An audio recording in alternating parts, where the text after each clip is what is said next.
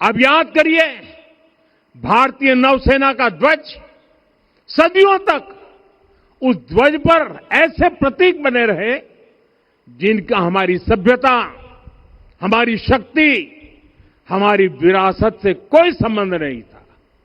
अब हमने नौसेना के ध्वज से गुलामी के हर प्रतीक को हटाया है। हमने छत्रपति शिवाजी महाराज की विरासत को स्थापित किया है।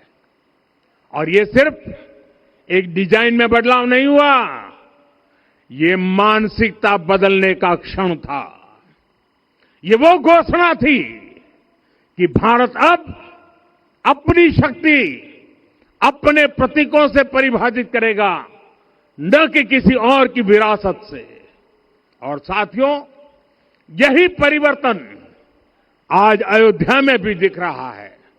साथियों, ये गुलामी की मानसिकता ही है जिसने इतने वर्षों तक रामत्व को नकारा है। भगवान राम अपने आप में एक वैल्यू सिस्टम है। ओरछा के राजा राम से लेकर रामेश्वरम के भक्त राम तक और शबरी के प्रभु राम से लेकर मिथिला के पाहुन राम जी तक, भारत के हर घर में, हर भारतीय के मन में और भारतवर्ष के हर कण कण में राम है। लेकिन गुलामी की मानसिकता इतनी हावी हो गई कि प्रभु राम को भी काल्पनिक घोषित किया जाने लगा। साथियों, अगर हम ठान लें अगले 10 साल में मानसिक गुलामी से पूरी तरह मुक्ति पा लेंगे, और तब जाकर के ऐसी ज्वाला प्रज्वलित होगी, ऐसा आत्मविश्वास बढ़ेगा कि 2047 तक विकसित भारत का सपना पूरा होने से भारत को कोई रोक नहीं पाएगा। आने वाले 1000 वर्ष के लिए भारत की नींव तभी सशक्त होगी जब मैकाले की गुलामी के प्रोजेक्ट को हम अगले 10 साल में पूरी तरह ध्वस्त करके दिखा देंगे। साथियों, अयोध्या धाम में रामलला का मंदिर परिसर भव्य से भव्यतम हो रहा है और साथ ही अयोध्या को संवारने का काम लगातार जारी है।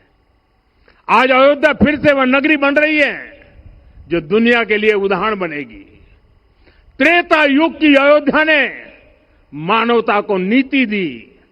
21वीं सदी की अयोध्या मानवता को विकास का नया मॉडल दे रही है। तब अयोध्या मर्यादा का केंद्र थी, अब अयोध्या विकसित भारत का मेरुदंड बनकर उभर रही है। साथियों, भविष्य की अयोध्या में पौराणिकता और नूतनता का संगम होगा।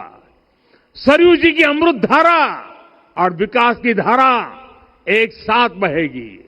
यहां आध्यात्म और आर्टिफिशियल इंटेलिजेंस दोनों का तालमेल दिखेगा।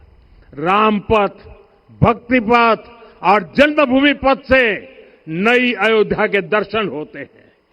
अयोध्या में भव्य एयरपोर्ट है।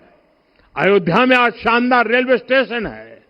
वंदे भारत और अमृत भारत एक्सप्रेस जैसी ट्रेनें अयोध्या को बाकी देश से जोड़ रही हैं। अयोध्या वासियों को सुविधाएं मिले, उनके जीवन में समृद्धि आए, इसके लिए निरंतर काम चल रहा है।